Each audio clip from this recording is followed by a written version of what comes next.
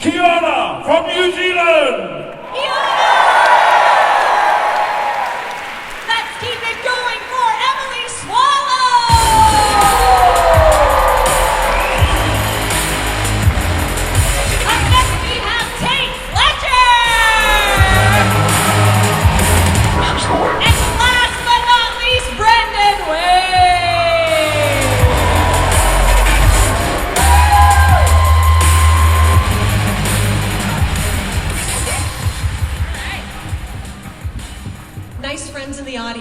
How we doing? These things are low. I would like to let you know, we'll let you ask as many questions as possible, so queue up very nicely and very politely right now. And then we'll go through all of your questions. While everybody is queuing up very nicely and very politely, I have to ask everybody, when you're joining something as magnificent as Star Wars, what is that pressure like? Boy, you know, they kept it so beautifully secretive to me for so long. I really just went in with confidence until I found out, oh my God, this is Star Wars. Yeah, it's a daunting thing. I mean, it's the responsibility of carrying the weight of it. It's like it's something you want to come with all your strength and all the goodness of the universe behind you and your forefathers and ancestors, and God damn it, you better carry it right. But it's just that. And then you have someone like Tim, who's such a veteran of the series, that you have to perform alongside. Yeah, there's some weight that you feel for sure. Emily, what was it like stepping into Star Wars? Well, it was the same for me. I didn't know what I was getting into. Thank goodness. I had hints that it was something maybe connected to Star Wars, but also remember when this show started out, well, when they were casting the show, they said there's going to be this new streaming platform, Disney Plus, and there's so many streaming platforms. You don't know what is a big deal and what's not. And then there'd also never been a live-action Star Wars, and the fans are very passionate, which we appreciate. So I knew it could go any number of ways. So I just did my work, focused on what I knew, which was very little, and approached it really the way I would anything else. And I finished all my filming before the show was ever named, before it was ever announced. So I was blissfully unaware, and I'm very happy for that. Brendan, did you make that hat? Did I make it? Did you make it? Yes, I did. And now that I've said this, Disney will sue me. Thanks. All right, let's get to the fans. We'll start on this side. Tell me, what is your name, where are you from, and what is your question? Can you hear me? I can. Hi, my name is Spencer. I'm from Southend, but originally I'm from Scotland. So my question for you guys today is, if there's something that you could change about the canon of your character, about your story, what would it be and why?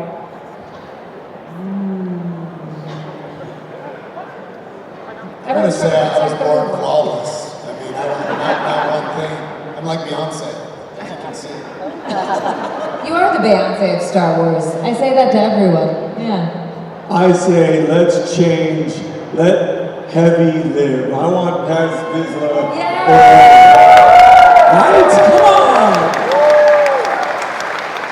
As much as the armor is my muse and she takes me on her journey, Paz is my conscience. What am I going to do?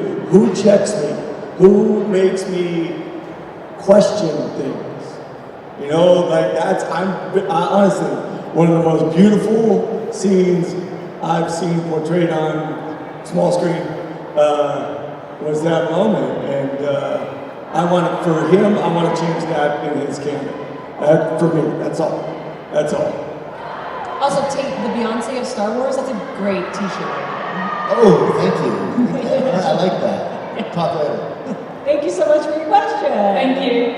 This side. Hi, what is your name, where are you from, and what is your question? My name is Brian, I'm from Guildford. And what was your favourite scene to shoot out of every? I know some of you have been in movies, not just in Mandalorian. Well, my favourite scenes were always the scenes with my brother over there, Brendan. we seemed to, it reminded me of a movie, Butch Cassidy and the Sundance Kid. We had this brotherly love going on. I think I was Butch Cassidy because I'm a little bit older than Brendan, so I had to be Butch and you're the Sundance So I'm Kid. Butch and you're Sundance? But look, Brendan was such a wonderful supporter. He had already been in the outfit for some time before I turned up. Yeah, and I did turn up in quite spectacular fashion. You and Fennec Shand looked like you were in deep trouble. And then I turned up in this... And I came to your rescue. So from there on then, that moment there was just fantastic. So much love, brother, much love. Emily, thanks, much love to you too. So that was a fantastic time for me to come in there and save your ass, basically. Everybody does. No, so me, growing up as a Star Wars fan, Boba Fett was my guy. So to be there when Boba Fett lands and just absolutely brings nothing but pain and saves me, like, I mean, come on, that's pretty spectacular. Like, I got my hair standing up right now. The reason why we have the Mandalorian is because we had Boba, and nobody could have filled those shoes or carried that weight better than 10. You know what I mean?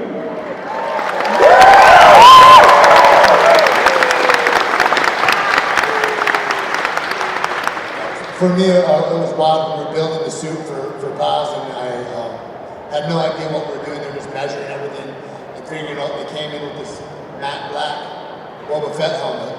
And I go, holy shit, am I Boba Fett right now? Assuredly not, but kind of just built up. The second best part for me was really the first time to see the three of us on set, and you know, I was in with Mando, and we're seeing all the smoke and the atmosphere and the beautiful construction. Everybody in there is just an A-list expert at their craft. It's like being in a master craft. And then Emily walks in, the armor walks in, and all that beauty and strength and regal tones, and I just go, oh my God, this is going to be tremendous. You could just see right away in that moment, and it just grew from there for me. Thank you. Thank you for your question. Thank you. This side, what is your name, where are you from, and what is your question? Hi, my name is Tara. I'm from West London. My question is, what is your favourite Mandalorian armour design out of any of the characters?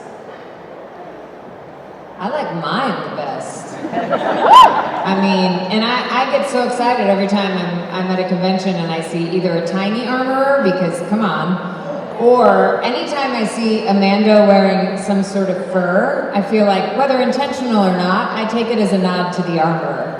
Because who else would work with fire all day and be bold enough to wear fur?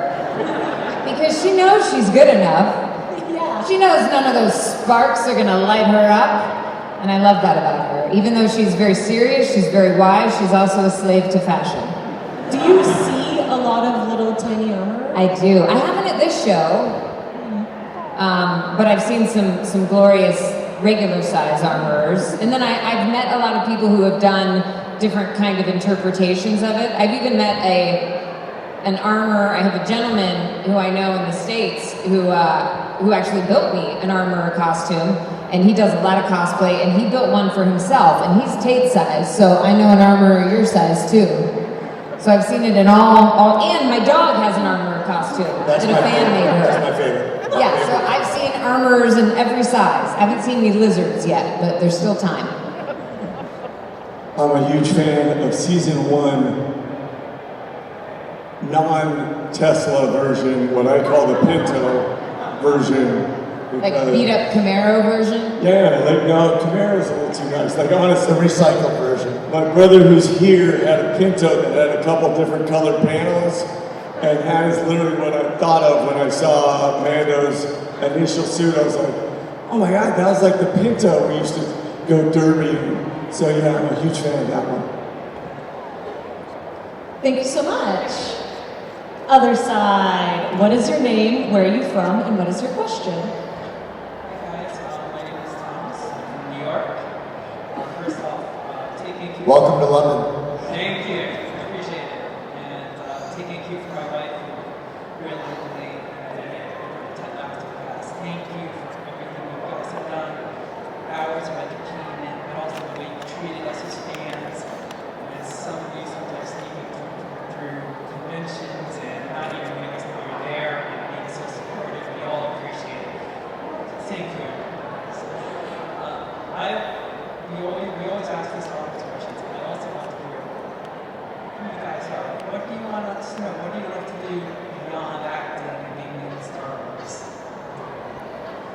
What are your hobbies, friends? What do we like to do that's not Star Wars? It's like Match.com. Swipe right. I like to coach proper football. I'm a Gooner fan, so don't yell at me. But I love the women's game the most, and I've coached for 20 years, and I get to do it with my kids, for my kids, and in the community I live in. So I love that. I just want to carry on being a simple man, making my way in the universe, spreading the love. Have a couple of beers every now and then.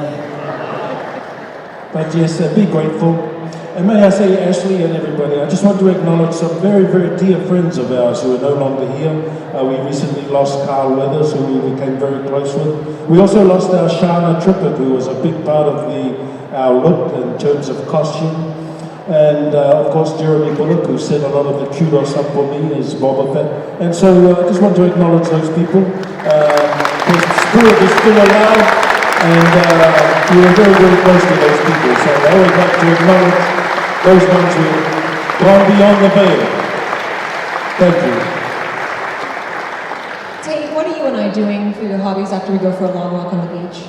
Well, we could train a little jiu-jitsu if you wanted, or kickbox, and then That's going to go well for me. and run my pups. I love that. Yeah. Or if you really want to have a big day, what I'll be doing when I get home next, we'll be retiling my bathroom and getting countertops in and stuff. I've got big construction. It's like I've got drywall everywhere. It's amazing that I can be clean at all when I go out. Yeah, my hobbies are just that are that life, and then the coaching is a huge aspect. I've been blessed enough to be able to be a coach to hundreds of guys and women throughout the last 20 years of my life. I was an athlete, and to be able to give back. One of my mentors had said, if you've got a hand with somebody that's needing you, and you've got a hand with somebody that needs you, and you help them pull them up, maybe you'll be all right. And I believe in that kind of an idea. I think that we're a chain of people, that we all need each other, and I just hope to be a utility for that end. Emily, when you're not honoring your dog, what are your hobbies? I'm kind of obsessed with I have 2 dogs, and I am properly obsessed with them, but I really like to... What are their names? Oh, their names are Norma Jean and Arthur Miller. Norma Jean for Marilyn Monroe, so of course Arthur Miller. And he's a little, he's very obsessed with her, so that it rings true. One of the things I love about living in California is being able to just get away into the mountains, into the ocean. I love being around all of you people. I love people, and then I absolutely have to get away from everything. And I just like to go wander. Yeah, and that's one of my favorite things about traveling too, is getting to go to all these beautiful places. And I was just up in Vancouver Island for a convention, and it's getting to be the perfect season there, and I got to go on some beautiful hikes and just appreciate all of that. Nice, thank you so much for your question. This side, hi again, Harvey Dent. What is your name, where are you from, and what is your question? My name is Fantha From Down Under, and I've got a question that I'd like you to try and answer in character, if you could. So, the biggest tragedy in Star Wars is that Anakin grew attached to Padme, and as a Jedi, that turned into the dark side. If, horror of horrors, Grogu attachment to the Mandalorian should lead him down the same path, how would your characters deal with Grogu as a Sith Lord? I always knew he was trouble. I like those odds. No comment. Well, there's the headline. I'm not sure. I don't act for free. Point. I think my point with Ragnar would come back for vengeance, and maybe I'd be Obi-Wan in that position, Nice, thank you so much. Thank you. This side, what is your name, where are you from, and what is your question? Hi, I'm Jay, I'm from Scotland, and my question... Be more specific. Aberdeen. Thank you. My question is, which prop did you have the most fun with? Ooh. I thought you were going to say trouble with. I think my gaffy stick I had the most fun with, I guess. I wield my gaffy stick pretty mean, Ashley. That was kind of fun. Yeah, I have to take a cue from you and say I had a lot of fun with my hammer. There's nothing like that big blaster, I mean, for me. I mean, I am the gunslinger, so my blaster. Thank you.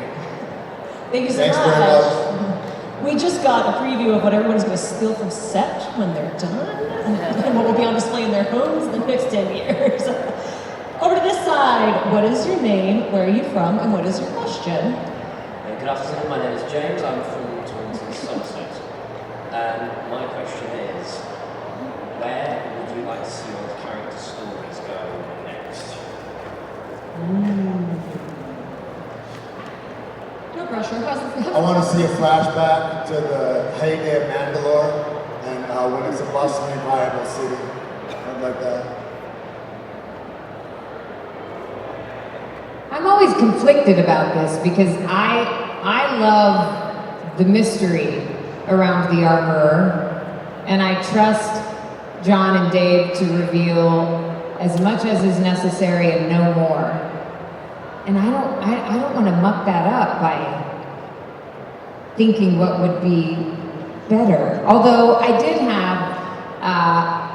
have this fantasy that I've talked about with Tait before, and this was back in season 1, where I just was always in that little forge cave thing. And I thought, wouldn't it be fun to see those scenes because everyone was so sad, we were all in hiding. So what about those moments where the Armorer had the disco ball drop down and everyone came in and had a party, and Big Paz is at the bar serving drinks. They did a little karaoke. They had to cut loose. You had some great moves there when you came on the Thank stage you. there too. So yeah, the Armorer knows how to kick up a heel. Yeah, she put me down. I would actually like my character to visit the Mandalorian, the Mando Fall or something, and and come in there and kick some real serious ass as well, the way he did, and came into my show and stole an episode of my show. So I'd like to do the same to his show. I would like to actually meet your character on the show, on either show, because I was on Didn't I your see show. you? No. Oh. I was on your show and we didn't meet. We're going to have to do something about that as well. Well, even just having another show would be great, wouldn't it? Yes, okay. You want to see that show? Okay, yeah. Move to another show. Well, we can host a dating show. Well, or a cooking show, maybe a cooking show. Or a cooking dating show. Maybe a cupcake showdown. The great Boba Fett bake-off. That's right. Brendan, where do you want to see your character go? On the big screen, right? I mean, I tell you right now, anything with the kid and getting business done the way Mando and Grogu do sounds like a good idea. I think that's the way to go with it. And please, get me Boba. I mean, come on, guys. We're here because of Boba Fett. Give me Tim, let's go. He and there was nothing better than watching us try to beat that Rancor.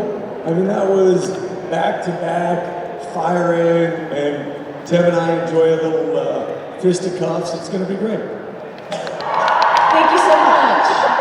Thank you.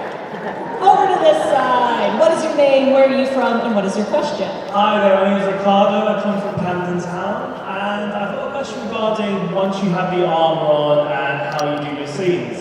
So, can you actually hear each other? Do you understand that you deliver the line, or is it done like you do voiceover after the fact? Like, how do you get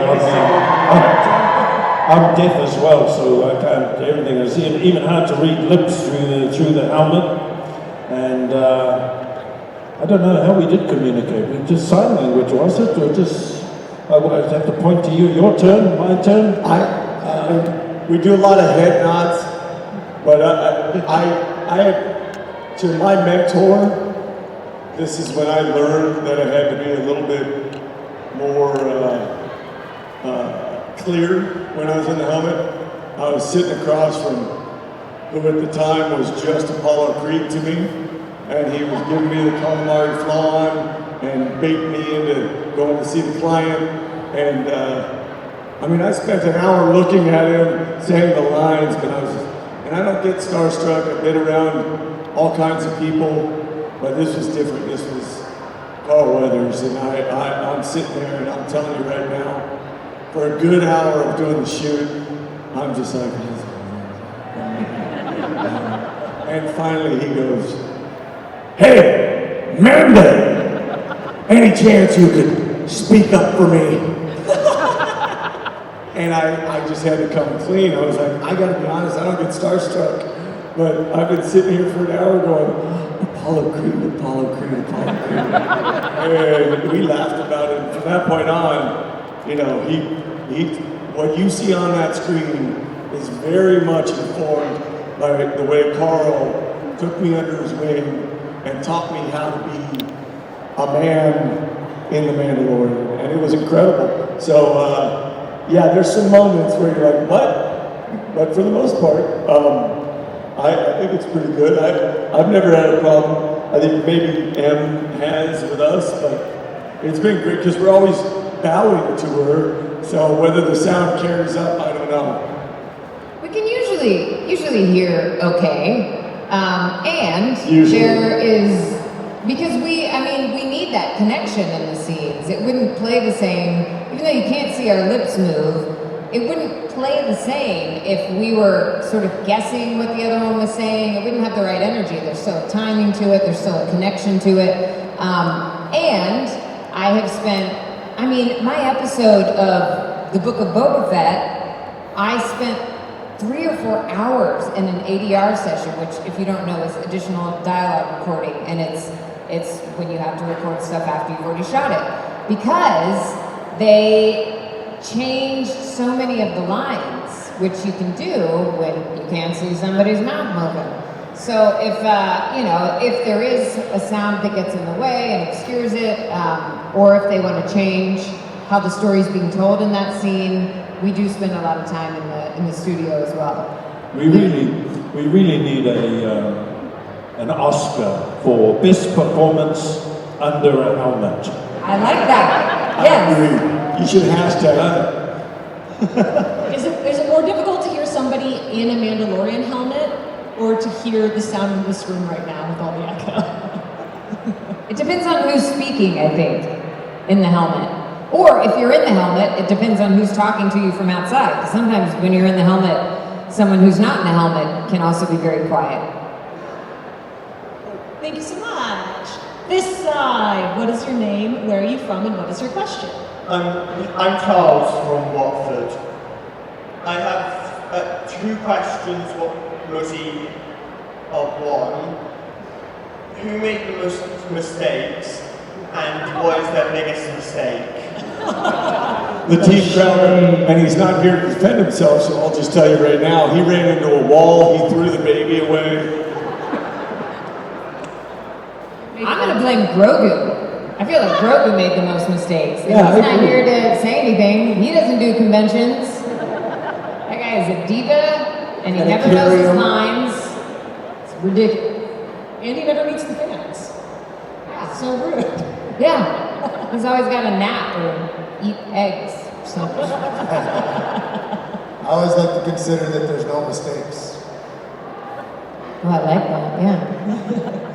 Production doesn't agree, but okay. Thank you so much.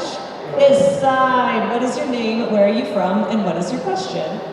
Hi, my name is Karina. I'm from Scotland, originally from Poland, and I've got 2 questions.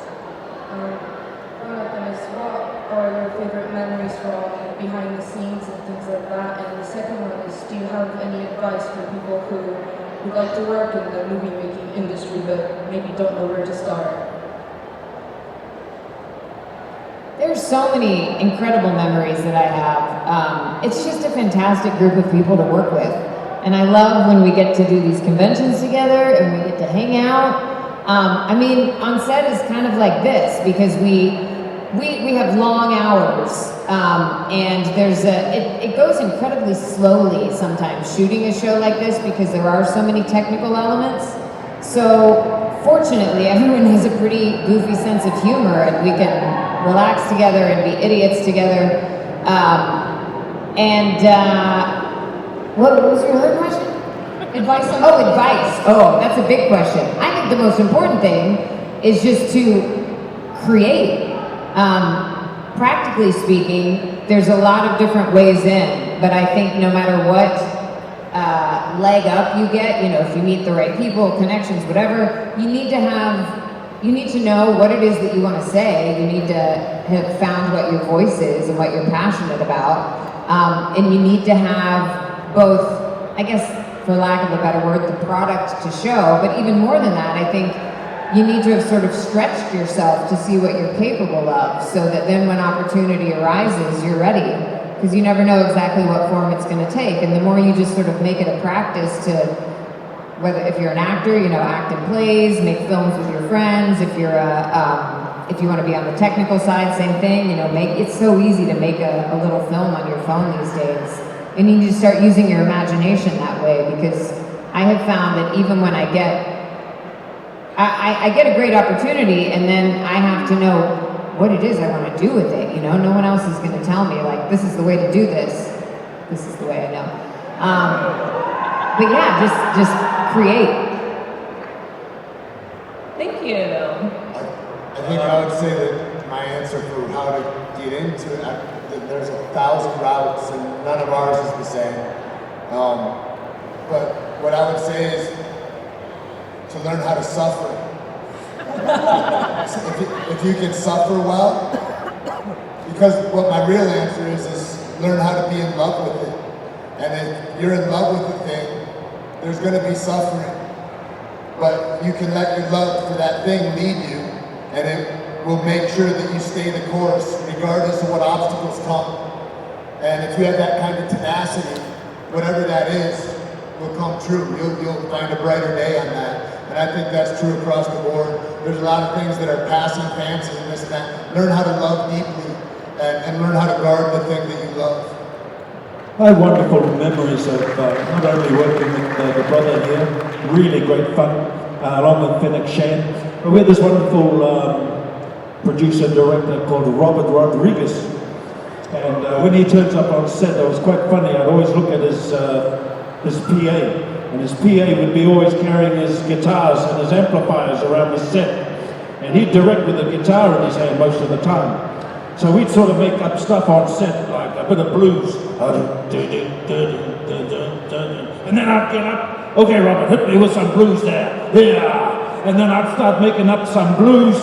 Well, I'm cruising on my Fantha on the sands of Tatooine, yeah. I'm gonna head for Mosses Bar. I've got some business with the Pike Syndicate, yeah. Well, I'm a mean bounty hunter. My best friend's a Mandalorian. And I forgot the rest of the words. Oh, yeah. And as far as a bit of advice, look, I remember asking the same question on a movie called The Piano. There was Holly Hunter, Sam Neill, Harvey Keitel, little Anna Paquin, and I used to go up to Sam Neill because I was just an extra in the background. And that's how I started, being an extra. And I figured, man, I got to get closer to that camera somehow. And I asked the same question. Hey, Sam, what do you reckon? What do you reckon about this space here? Should I go to Hollywood? How do I get to Hollywood? And I ended up there somehow or other. Be tenacious.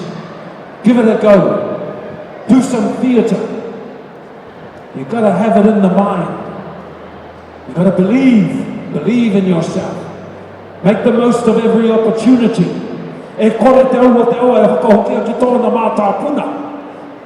current just flows, and it comes from the source. It never returns. So make the most of every opportunity. Do some theatre. Not that I've done much, but anyway. Work on your voice and all of that stuff. And good luck.